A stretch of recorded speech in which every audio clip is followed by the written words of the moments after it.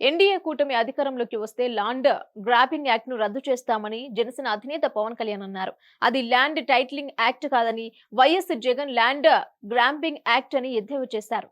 పెందుర్తిలో కూటమి ఎన్నికల సభ నిర్వహించారు. అక్కడ ప్రజలు పవన్ కు బ్రహ్మరథం పట్టారు.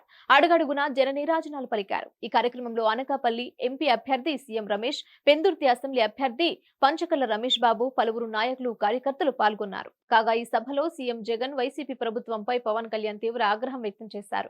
గ్లాసును పగలగొడితే మరింత పదునెక్కుతుందని అన్నారు. ఒక్క ఛాన్స్ అని గత ఎన్నికలో జగన్ అడిగారని, ఇక చాలు భవిష్యత్తు బాగుపడేందుకు ఇక 2 వారాలే ఉందన్నారు. ఈ సందర్భంగా వైవి సుబ్బారెడ్డిపై విరుచుకుపడ్డారు పవన్. ఉత్తరాంధ్ర భూములన్నీ వైవి సుబ్బారెడ్డి, పెద్దిరెడ్డి రామచంద్రారెడ్డి, మిథున్ రెడ్డి మొత్తం దోచుకున్నారని ఆరోపించారు.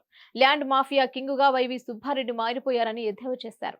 ఎమ్మెల్యే అదీప్ రాజు కబ్జాలకు, అవినీతికి కేరాఫ్ గా మారారని నిప్పులు చెరిగారు.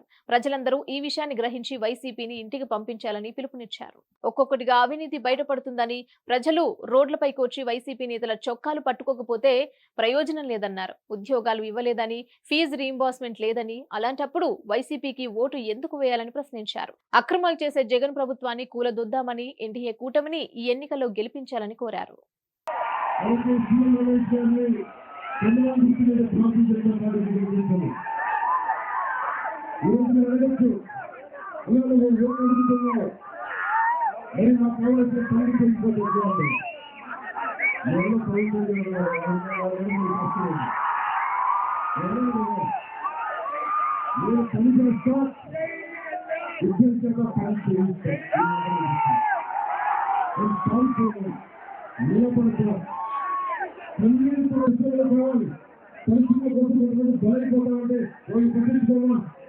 కూర్చొని స్థానిక ఎమ్మెల్యేలాగా పక్షాలు సెటిల్మెంట్ చేసుకుంటే ఎప్పుడు తాలిబాన్లు గెలిపిస్తున్నారు. మనకు కావాలంటే దొంగల నాయకులు పంచగల రమేష్ గారి జంట మొత్తం ఎన్ని ఓట్లు కూర్చోండి.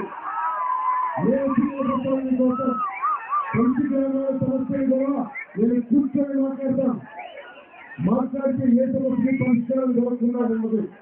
నేను మీకు నిలబడతాను. ప్రైవేట్ వ్యక్తులకి చాలా తక్కువ చేస్తాం.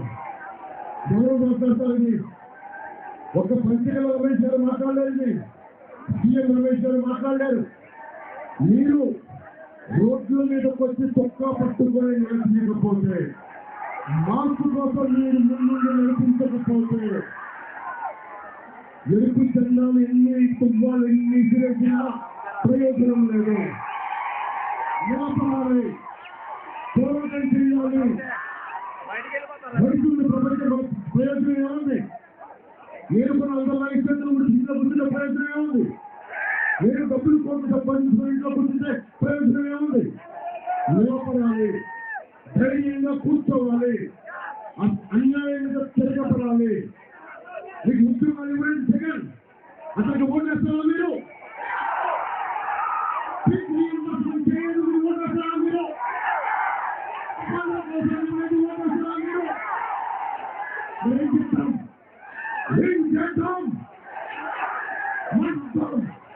ఈ ప్రభుత్వాన్ని ఆవుతాం, జగన్ని కట్టించుతాం, మన కుటుంబ ప్రభుత్వాన్ని స్థాపిస్తాం.